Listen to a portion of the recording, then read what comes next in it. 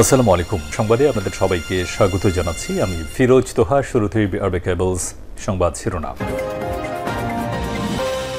জানিয়ে দিব সর্বশেষ গুরুত্বপূর্ণ আপডেট বাংলা সংবাদ। শুরুতে শিরোনাম। তরুণদের দিকে তাকিয়ে আছে দেশের জনগণ, বললেন বিএনপির জাতীয় স্থায়ী কমিটির সদস্য অ্যাডভোকেট রুহুল কবির রিজভী। এরপর জানিয়ে দিব হাসপাতালে মেডিকেল বোর্ডের পর্যবেক্ষণে বিএনপির চেয়ারপারসন বেগম খালেদা জিয়া। জানিয়ে দিব প্রত্যয় স্কিম নিয়ে অর্থ মন্ত্রণালয়ের নির্দেশনায় সরকারের সার্বিক নির্দেশনা, বললেন শিক্ষামন্ত্রী মহিবুল হাসান চৌধুরী নওফেল। এদিকে মতিউরের পরিবার এবং রিসোর্টের তথ্য চেয়ে দুদকের চিঠি। জাতীয় রাজস্ব বোর্ড কর্মকর্তা এনবিআর সদস্য মতিউর রহমান এবং তার পরিবারের সদস্যদের নামে থাকা জাতীয় পরিচয়পত্র এবং পাসপোর্টের তথ্য চেয়ে নির্বাচন কমিশন এবং পাসপোর্ট অফিসে চিঠি পাঠিয়েছে দুর্নীতি দমন কমিশন দুদক। জানিয়ে দিব মামুনুল হক সহ ৬ নেতাকে হেফাজতের সংবর্ধনা। হেফাজতে ইসলাম বাংলাদেশের যুগ্ম মহাসচিব কারামুক্ত মাওলানা মামুনুল হক সহ ৬ জন গুরুত্বপূর্ণ দায়িত্বশীল নেতাকে সংবর্ধনা দিয়েছে সংগঠনটি। এবং সর্বশেষ জানিয়ে দিব গবেষণা রিপোর্ট ফাঁস, গাজায় প্রকৃত প্রাণহানি ১,৮৬,০০০-এর বেশি। গাজা ইসরায়েলের চলমান হামলায় প্রাণহানির সংখ্যা ১,৮৬,০০০ ছাড়িয়ে যেতে পারে বলে জানিয়েছে বিশ্বের অন্যতম প্রভাবশালী মেডিকেল জার্নাল ল্যান্সেট। গবেষণা বলছে গাজায় মোট জনসংখ্যার প্রায় ৪% মানুষকেই হত্যা করেছে দখলদার ইসরায়েলি বাহিনী। প্রিয় দর্শক, এতক্ষণ শুনছিলেন সংবাদ শিরোনাম, এবারে বিস্তারিত। তবে তার আগে বন্ধুরা অনুরোধ থাকবে, আপনি কোন স্থান থেকে আমাদের সংবাদটি দেখছেন কমেন্ট করে জানিয়ে দিন। আর এই ভিডিওর সম্পর্কে আপনার মূল্যবান মতামত জানিয়ে দিন। ভিডিওটিতে একটি লাইক দিয়ে দিন আর বন্ধুদের মাঝে ফেসবুক সোশ্যাল মিডিয়ায় শেয়ার করে ছড়িয়ে দিন। আর আপনি যদি আমাদের চ্যানেলে নতুন হয়ে থাকেন বন্ধুরা, ভিডিওটি দেখতে দেখতে চ্যানেলটি সাবস্ক্রাইব করে রাখুন, যাতে করে আমাদের লেটেস্ট আপডেট সংবাদগুলো সবার আগে আপনার কাছে পৌঁছে যায়। এবারে বিস্তারিত। তরুণদের দিকে তাকিয়ে আছে দেশের জনগণ, রিজভী। বিএনপির সিনিয়র যুগ্ম মহাসচিব রুহুল কবির রিজভী আহমেদ বলেছেন, দেশের স্বাধীনতা এবং সার্বভৌমত্ব আজ হুমকির মুখে পড়েছে। সরকার দুর্নীতি আর লুটপাটের মাধ্যমে রাজকোষ খালি করে দিয়েছে, তাই দেশের জনগণ তাকিয়ে আছে তরুণদের দিকে। সরকারের পতনের মধ্য দিয়ে আনন্দ করবে যুবদল, তাই দেশের জনগণ তাকিয়ে আছে তরুণদের দিকে। মঙ্গলবার ৯ জুলাই বিকেলে রাজধানীর নয়াপল্টনে বিএনপির কেন্দ্রীয় কার্যালয়ের সামনে যুবদলের নবগঠিত কমিটিকে স্বাগত জানিয়ে আনন্দ মিছিলের আগে তিনি এসব কথা বলেন। রুহুল কবির রিজভী বলেন, দেশজুড়ে যে সব অনাচার চলছে তার থেকে মুক্তি পেতে যুব সমাজকে এগিয়ে আসতে হবে। যে ব্যক্তি বা দম্পতির বিয়ে হয়েছে স্বাধীনতার ৭ বছর পর, তার সন্তান নাকি মুক্তিযোদ্ধা, তাদের নাকি চাকরি দিতে হবে। স্বাধীনতার এত বছর পরেও মুক্তিযোদ্ধার সন্তানদের চাকরি দেওয়া কি মামাবাড়ির আবদার? এই অনাচার শেখ হাসিনাই তৈরি করেছেন। মেধাবীদের বাদ দিয়ে দেশে মেধাহীন লোককে দিয়ে নিয়োগ দেওয়ার চেষ্টা করছে সরকার। আসলে তারা মেধাহীনদের দিয়ে পদদলিত করে এমন এক দেশ গঠন করতে চায় যেটা বাংলাদেশ হবে না, ওটা হবে ভারতের অঙ্গরাজ্য বাংলা লীগ। আমরা দেশকে আওয়ামী লীগ হতে দিতে চাই না। আসলে ক্যাডার সার্ভিস তথা প্রথম শ্রেণীর চাকুরিতে এবং বিভিন্ন স্বায়ত্তশাসিত প্রতিষ্ঠানে ছাত্রলীগকে ঢোকানোর পায়তারা করছে সরকার, তাই কোটা নিয়ে রাজনীতি করছে সরকার। রুহুল কবির রিজভী যুবদলের নতুন কমিটিকে তরুণোদ্দীপ্ত আখ্যা দিয়ে স্বাগত জানিয়ে বলেন, ডামি নির্বাচনে সরকার দেশের মানুষের সকল অধিকার কেড়ে নিয়েছে, দুর্নীতি আর লুটপাটের মাধ্যমে রাজকোষ খালি করে দিয়েছে। শেখ হাসিনার পতনের মধ্য দিয়ে আনন্দ করবে যুবদল। এর মধ্য দিয়ে অনেক দূরে যেতে হবে, কারণ দেশের গণতন্ত্র পুনরুদ্ধার, জনগণের ভোটাধিকার পুনরুদ্ধার, গণমাধ্যমের স্বাধীনতা পুনরুদ্ধার সহ অনেক কাজ করতে হবে যুবদলের নতুন নেতৃত্ববৃন্দকে। আমি বিশ্বাস করি যুবদলের নতুন কমিটির সভাপতি মুন্না এবং সাধারণ সম্পাদক নয়নের নেতৃত্বে সেই কাজ সম্ভব হবে। তারা যুবদলের পরীক্ষিত কাণ্ডারি, তারা তরুণদের নেতৃত্ব দিয়ে জাগ্রত করবে, সেটাই আমাদের প্রত্যাশা। উল্লেখ্য, মঙ্গলবার এক বিবৃতিতে যুবদলের ৬ সদস্যের বিশিষ্ট কেন্দ্রীয় আংশিক কমিটি গঠন করেছে বিএনপি। যুবদলের নতুন সভাপতি হয়েছে আব্দুল মোনায়েম মুন্না এবং সাধারণ সম্পাদক নুরুল ইসলাম নয়ন। তাদের মধ্যে মুন্না বিলুপ্ত কমিটির সাধারণ সম্পাদক এবং নয়ন সহ-সভাপতি ছিলেন। নতুন আংশিক কমিটির অন্যান্য সদস্যরা হলেন সিনিয়র সহ-সভাপতি রেজাউল করিম পল, ১ নং যুগ্ম সাধারণ সম্পাদক বিল্লাল হোসেন তারেক, সাংগঠনিক সম্পাদক কামরুজ্জামান জুয়েল এবং দপ্তর সম্পাদক নুরুল ইসলাম সোহেল। গণমাধ্যমে পাঠানো বিএনপির সংবাদ বিজ্ঞপ্তিতে বলা হয়েছে, পরবর্তীতে জাতীয়তাবাদী যুবদলের পূর্ণাঙ্গ কেন্দ্রীয় কমিটি ঘোষিত হবে।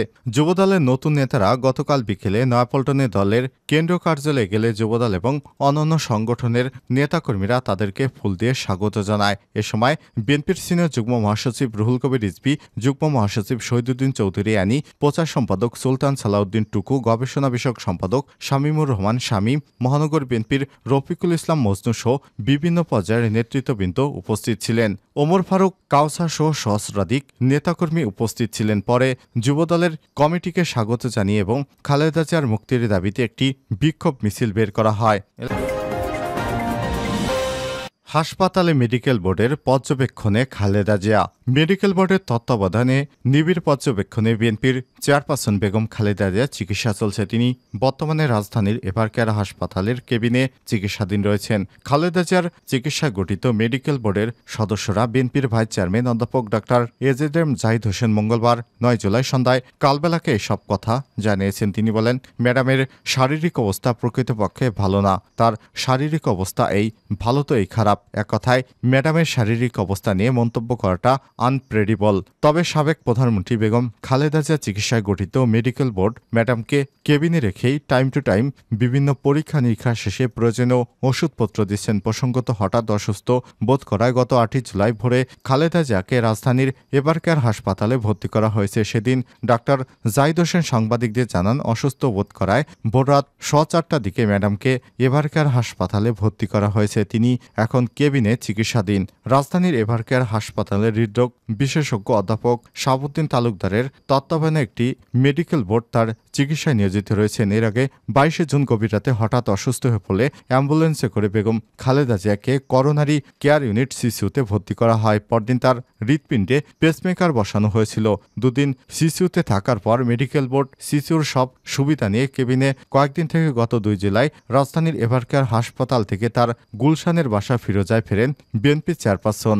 এর আগে গত বছর অক্টোবরে যুক্তরাষ্ট্র থেকে 3 জন লিভার বিশেষজ্ঞ এনে তার লিভারে অস্ত্রোপচার করা হয়। ৭৯ বছর বয়সী সাবেক প্রধানমন্ত্রী হৃদরোগ, ফুসফুস, লিভার, কিডনি, আর্থরাইটিস, ডায়াবেটিস সহ বিভিন্ন জটিলতায় ভুগছেন। প্রত্যয় স্কিম নিয়ে অর্থ মন্ত্রণালয়ের নির্দেশনায় সরকারের সার্বিক নির্দেশনা। প্রত্যয় স্কিম বিষয়ে অর্থ মন্ত্রণালয়ের নির্দেশনায় সরকারের সার্বিক নির্দেশনা বলে মন্তব্য করেছেন শিক্ষামন্ত্রী মহিবুল হাসান চৌধুরী। মঙ্গলবার ৯ জুলাই বিকেলে আন্তর্জাতিক মাতৃভাষা ইনস্টিটিউট মিলনায়তনে নৈপুণ্য অ্যাপ, জাতীয় পাঠ্যক্রম পোর্টাল এবং বিষয়ভিত্তিক অনলাইন ট্রেনিং কার্যক্রমের উদ্বোধনী অনুষ্ঠান শেষে সাংবাদিকদের সঙ্গে আলাপকালে তিনি এসব মন্তব্য করেছেন। শিক্ষামন্ত্রী বলেন, শিক্ষকদের বেতন ভাতা বর্তমানে যে অবস্থায় এসেছে সেটিও প্রধানমন্ত্রী শেখ হাসিনার অবদান। কাজেই আমাদের অবশ্যই আস্থাশীল থাকতে হবে। ১ জুলাইয়ের পর থেকে যেসব শিক্ষক বিশ্ববিদ্যালয়গুলোতে যোগদান করবেন এবং স্বায়ত্তশাসিত প্রতিষ্ঠানে অন্যান্য কর্মকর্তারাও যোগদান করবেন সে বিষয়ে অর্থ মন্ত্রণালয়ের একটি নির্দেশনা আছে।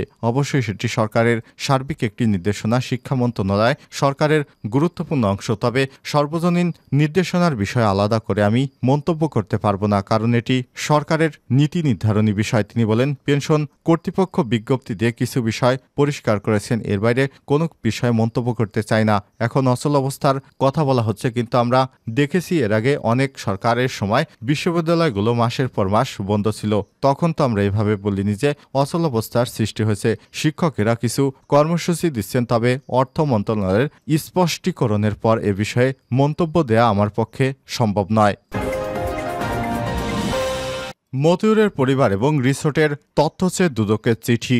জাতীয় রাজস্ব বোর্ড কর্মকর্তা এনবিআরের মতিউর রহমান এবং তার পরিবারের সদস্যদের নামে থাকা জাতীয় পরিচয়পত্র এবং পাসপোর্টের তথ্য চেয়ে নির্বাচন কমিশন এবং পাসপোর্ট অফিসে চিঠি দিয়েছে দুর্নীতি দমন কমিশন। দুদক মঙ্গলবার ৯ জুলাই দুদকের প্রধান কার্যালয় থেকে পাঠানো চিঠিতে মতিউর রহমান এবং তার 2 স্ত্রী ও 5 সন্তানের নাম উল্লেখ করে পৃথক চিঠি দেওয়া হয়েছে বলে জানা যায়। দুদকের ঊর্ধ্বতন একটি সূত্র থেকে সব তথ্য জানা গেছে। সূত্র জানায়, মতিউর রহমানের স্ত্রী কানিজ লায়লা নামে নরসিংদীর ওয়ান্ডার ইকো রিসোর্ট এবং পিকনিক স্পট আপন ভবনের তথ্য চেয়ে সংশ্লিষ্ট জেলা প্রশাসক এবং সরকারি কমিশনারকে ভূমি চিঠি দিয়েছে দুদক। এসব চিঠিতে তাদের নামে থাকা সম্পদ কেনাবেচা এবং নামজারি সহ বিস্তারিত তথ্য চাওয়া হয়েছে। এর আগে অডেল সম্পদের মালিক মতিউর এবং তার পরিবারের নামে 4টি ফ্ল্যাট 866% স্থাবর সম্পত্তি জব্দের আদেশ দেয় আদালত। এছাড়াও দেশত্যাগ ও নিষেধাজ্ঞা দেয় আদালত। অবৈধ সম্পদের প্রমাণ মেলায় তার পরিবারের সম্পদের হিসাব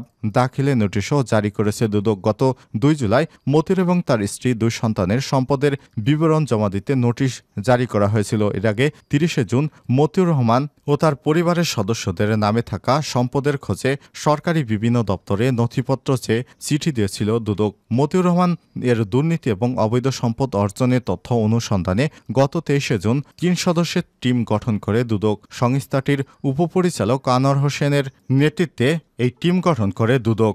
গত 4 জুন তাদের বিরুদ্ধে দুদকের অভিযোগ জমা হওয়ার পর কমিশনের পক্ষ থেকে অনুসন্ধানের সিদ্ধান্ত নেওয়া হয় বলে জানা যায়। এ বিষয়ে দুদকের সচিব খোরশেদ ইয়াসমিন বলেন, এনবিআরের সাবেক সদস্য ডক্টর মোহাম্মদ মতিউর রহমানের বিরুদ্ধে দুর্নীতির মাধ্যমে অবৈধ সম্পদ অর্জন এবং অর্থ পাচারের অভিযোগ অনুসন্ধানে টিম গঠন করার পর দুদকের টিম কাজ শুরু করেছে। বিভিন্ন বিষয়ে তথ্য চেয়ে দপ্তরে দপ্তরে চিঠি পাঠানো হচ্ছে।